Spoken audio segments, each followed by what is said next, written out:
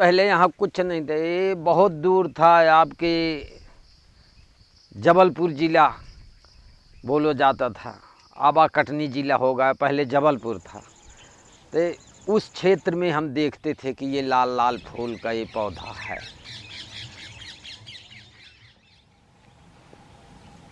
ललताना से एक चारा तक नहीं, इसीलिए ज़मीन छाछ हो जाती थी। जंगली जानवर अब खाते हों रात समय, तो उसको अब कौन जाने, पर पक्षी खाते हैं, तोता लोग हैं, जैसे सुगा जिसको बोलते हैं, ये खाते हैं। जब पक जाता है वो फूल के, तो ऐसा लगता है चिड़ै, ये चिड़ैन द्वारा तो ये संसार में फैल गया ललताना।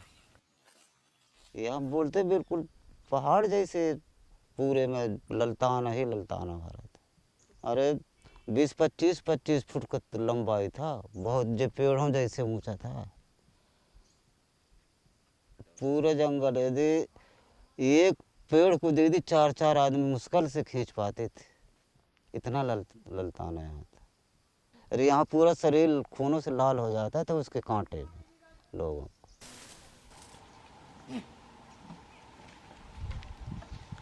भले ये ललताना अपन को नुकसान पहुंचा रहा है, लेकिन इसको बकरी बहुत बढ़ चढ़ के खाती है, इसको चढ़ चढ़ के। हाँ, और ये क्या है ना, इसको पशु पक्षी भी खाए और इसका जो बीज होता है वो निकल जाता है, मतलब वो तो हजम होता नहीं, हजम भी होगा तो निकल जाएगा, है ना। तो ये और फैलता जा रहा है।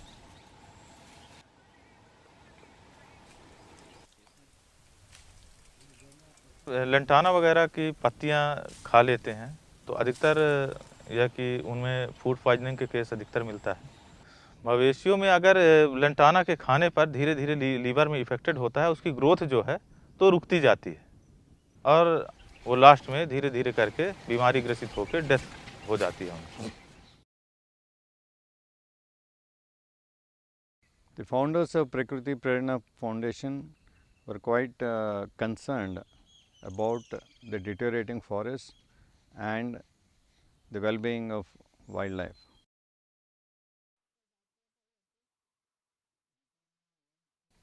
I am Srinivas, chairman of Prakriti Prerna Foundation, and amongst all, I had the experience of running a nature club, nature trust. Indian forests are under serious threat today. For the existence of biodiversity, grasses, trees and wildlife. The threats are overgrazing of forests by highly unproductive animals, overutilization of forests by people for both firewood and for commercial purposes. The third is frequent forest fires, especially during the season for collection of mahua. Fourth is spread of toxic invasive plants like lantana, parthenium, hyptis, which have potential to reach 66% of the Indian forest. These plants do not let any trees, any grasses or any other plants to survive. So, and they have a potential to spread everywhere, because the birds eat the seeds which are edible, and with their droppings they are spreading everywhere into the cities, into the villages, in the forest. So, if you want to save the forest, we need to find solutions to all the 4 problems, and Prakriti Prerna Foundation is working on all those 4 areas.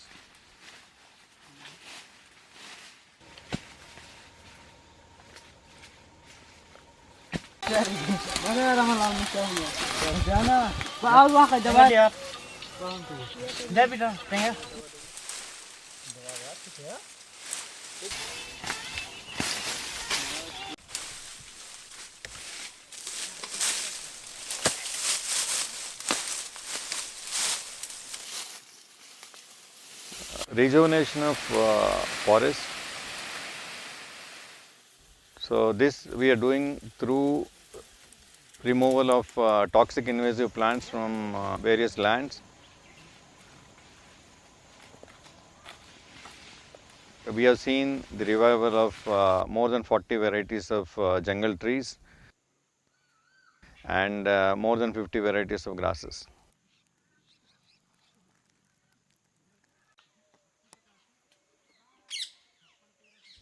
Then there is a big problem of lantana and toxic invasive plants in this whole area.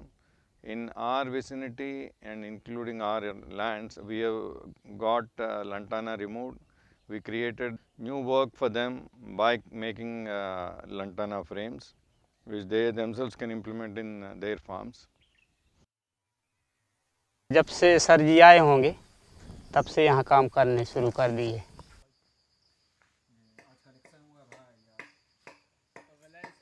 अभी तो ये पौधा polythene करते हैं। पहले जब sir जी आए थे तो यहाँ पहले बहुत ललताना था, ललताना उखाड़े, इसके बाद फिर एक ये रूम बनाए, इसके बाद फिर पौधा लगाए जो आम वगैरह हैं इनको लगाए, फिर इसके बाद अभी ये पॉलिथीन कर रहे हैं। पहले परेशानी आती थी सर, दूसरे गांव काम करने जाते थे, दूर जाना पड़ता। जब से सर जी आए तो बढ़िया यहाँ काम दिए रहते हैं। संडे को छुट्टी हो जाता है तो अपना घर के थोड़ा बहुत कर लेते हैं, फिर आ जाते हैं। लगाते थे क्या ऐसी?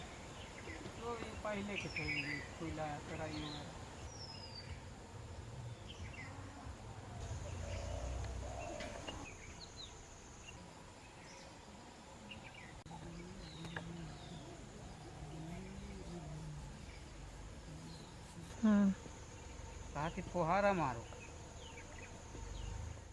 So I just been like around 2 months, 2.5 months here. There is a directory of old photographs which were passed to me.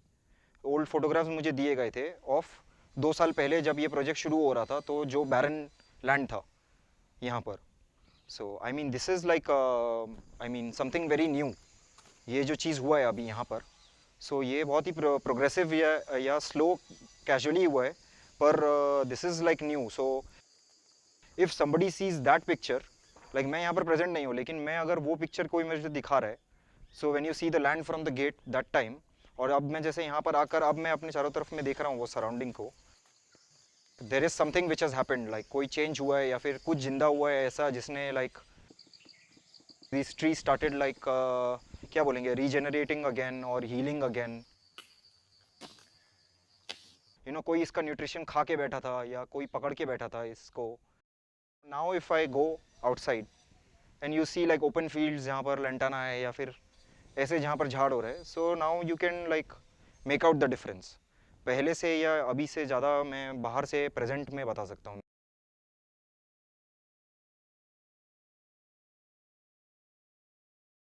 On the lands which are otherwise occupied by lantana and toxic plants, we have removed and have thrown the seeds of millets, and that they have come up so well that it's an attraction not only for the birds but also for around 3 or 4 villages in our vicinity. Lots of people come to see, you know, how the transformation has happened. तो यहाँ जैसे आए तो हमको यहाँ का जो system जो उत्पादन है ये चीज़ों का, ये हमको अच्छा लगा, इसलिए हो गया। बीच बीच में आते रहते हैं सब देखने के लिए, बहुत से लोगों को ला करके दिखाते रहता हूँ। तो उन्होंने बताया था कि जहाँ ये होती है वहाँ की ज़मीन पर असर पड़ता है, और उन्होंने अपने मोबाइल पे सरसों के पौधे दिखाए थे। जिस जगह गुल मेहंदी थी वहाँ के पौधे दिखाए थे, और जिस जगह गुल मेहंदी रहित पौधा था, जहाँ ज़मीन गुल मेहंदी निकाल करके फिर बनाया गया था, वहाँ के पौधे, तो हमको बहुत अंतर दिखा उसमें। ये ज़मीनों का सदुपयोग हम कहाँ पर कैसे क्या करके क्या और अच्छा से कर सकते हैं उससे। यहाँ जो है केमिकल रहित खेत उत्पादन, जैसे सब्जी है और भी अनेक प्रकार के अपन धान गेहूँ वगैरह जो यहाँ होता है, इसको तो मेरे ख्याल से सही ही होना चाहिए, क्योंकि केमिकल से तो सभी को नुकसान है, एक को नहीं। और केमिकल रहित मिलेगा, शुद्ध हमारा खान पान रहेगा, शुद्ध आहार रहेगा, उससे शुद्ध बुद्धि होती है। जब शुद्ध आहार रहेगा तो शुद्ध बुद्धि रहेगी। गीता में आया है, युक्त आहार विहार से युक्त चेष्टस्व कर्मसु, जिसका युक्त आहार, युक्त विहार, युक्त सोच, उसका सारा कार्य उसी को योग सिद्ध होता है। भगवान ने स्वयं गीता में कहा है। जब तक सर नहीं थे यहाँ तब तक हमें भी ललटाना एक पौधे की तरह ही लगता था। हमें भी उसे पर ध्यान नहीं जाता था या हम जानबूझ के उसको अवॉइड करते चले जाते थे। लेकिन जब से सर आए, सर ने बताया कि ये जहरीला पौधा होता है, इससे ये फ़ायदे हैं इसको खाली करने से और ये रहने के साथ ये नुकसान है। उसके बाद हमने प्रैक्टिकली देखा यहाँ 1.5 साल का समय हमने जहाँ जहाँ ललटाना खाली करवाया मैंने वहाँ वहाँ मैंने सर्वाइव देखा पौधों में। 1.5 साल का समय मैंने भी बिताया सर के साथ, तो ये इफेक्ट फिर पता चला मुझे। नहीं उसके पहले मैं भी बस वही अंधा वाला सिस्टम था मेरा भी। पहले क्या करते थे लोग कि उसको कुल्हाड़ी से काट देते थे, लेकिन धीरे धीरे जब वो समझे तो अब पूछते हैं कि हमारा भी हटवा दीजिए या हम साथ में लग के करवाएंगे। वो जमीन में आप कुछ उगाएंगे, उगाने के लिए बहुत मेहनत की जरूरत नहीं है। रास्ता मिला कि इसको हटाइए, उसी के द्वारा हमने इसको 1 एकड़ के लगभग ज़मीन पर ये ललताना उखलवाया कि उसके निकलवाने से ज़मीन भी सुरक्षित हुई, जगह एक्स्ट्रा मिल गई और खेती बाड़ी में भी अच्छा ढंग से कर सकते हैं। जब ललताना हट जाएगा तो वहाँ पर पौधे तैयार होंगे नए, और उस पौधे जब तैयार होंगे तो उसमें पशु पक्षियों के लिए, पशुओं के लिए खाने पीने के लिए उपलब्ध होगा और खेती के लिए भी उपलब्ध होगा। अच्छी फसलें होंगी, अच्छी घासें होंगी, इस तरह से उसमें से बेनिफिट। हम ये चाहेंगे कि इसको जितना हो सके उतना और उखलवाएँ, तो ऐसे बढ़ते क्रम में इसको उखलवाते जाएंगे जहाँ जहाँ है। Now we are on the verge of starting animal husbandry. The single point agenda is there to change the breed of cows here, because the cows in this area hardly produce any milk. So people keep them because they cannot cull them. There is no opportunity to sell them. So in the process, the number of cows keep increasing, and one person in the family is exclusively engaged in order to take the cows to the forest and graze. So this is destroying forest, and also it is creating a lot of stress on the finances of people. So we are trying to change the breed to something more standard like Sahiwal and other things, so that they produce milk and give some income to the families. We are in the small forest area within our site, which was virtually filled with lantana 2 years back. After removing lantana, the plants which were struggling probably at the height of 1 feet or 2 feet, you can see them, they have grown by over 20 feet. And there is huge activity of bird life within our site, and we can see all colorful birds here, and there are more than 60 varieties of birds that we have counted. We are not experts on birds, but that is how the nature thrives once the toxic plants are removed from the site. To join our drive on these toxic invasive plants, please visit us.